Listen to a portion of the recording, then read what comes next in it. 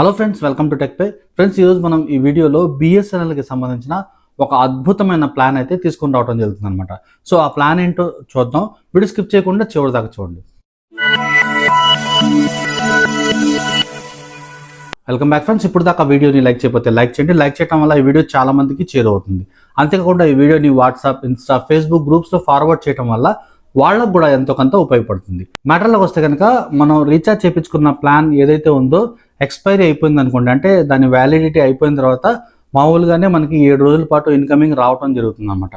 7 రోజుల తర్వాత ఇన్కమింగ్ కూడా ఆగిపోతుంది, ఎట్లాగో అవుట్ గోయింగ్ ఆగిపోతుంది వ్యాలిడిటీ అయిపోతే. సో ఇన్కమింగ్ ఆగిపోయిన తర్వాత సిమ్లో ఎటువంటి టాప్అప్ అంటే ఎటువంటి డబ్బులు లేవు అనుకోండి, మెయిన్ బ్యాలెన్స్, అప్పుడు మనం ఏం చేయాలంటే మనకి ఇంకొక వారం రోజులు ఈ ఇన్కమింగ్ని ఎక్స్టెండ్ చేసుకోవాలంటే జస్ట్ 10 రూపాయలు మీరు టాప్అప్ని రీఛార్జ్ చేసుకొని పెట్టుకోండి. అప్పుడు ఏమవుతుందంటే సిమ్ నుండి ఒక 2 రూపాయలు డిడక్ట్ అయిపోయి ఇన్కమింగ్ అనేది ఇంకో వారం రోజులకి ఎక్స్టెన్షన్ అవుతుంది అనమాట. ఇట్లాగా ఒకసారి 2 సార్లు అవుతుంది, తర్వాత అవ్వదు. ఇదైతే ఎమర్జెన్సీ కోసం మీరైతే యూస్ చేసుకోవచ్చు. మీకై మీరు దీన్ని రీఛార్జ్ చేసుకోవడానికి కుదరదు. జస్ట్ ఒక 10 రూపాయలు మీరు రీఛార్జ్ చేసుకొని పెట్టుకుంటే కనుక ఆటోమేటిక్గా ఆటో డిడక్ట్ అయిపోయి మీకు ఇన్కమింగ్ వ్యాలిడిటీ అనేది ఒక వారం రోజులు రావటం జరుగుతుంది. అంతేకాకుండా మీరు ఏదన్నా ఫోన్ కాల్ చేసుకోవాలి అంటే కనుక దానికి మీరు మీ టాప్అప్ని యూస్ చేసి ఫోన్ కాల్ అయితే చేసుకోవచ్చు అనమాట. అంటే అవుట్ గోయింగ్ అయితే చేసుకోవచ్చు అనమాట.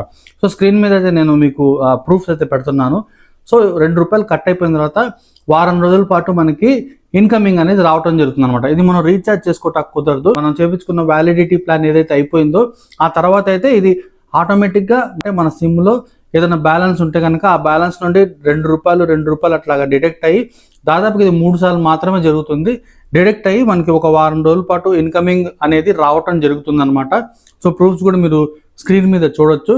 వచ్చిన తర్వాత మనకి ఏమన్నా టాప్అప్ అంటే మనకి ప్లాన్ ఏమన్నా మెయిన్ బ్యాలెన్స్ ఉంటే కనుక మనం అవుట్ గోయింగ్ కూడా చేసుకోవచ్చు అనమాట. సో ఇది 2 సార్లు 3 సార్లు వస్తుంది, కన్ఫర్మ్ కాదు.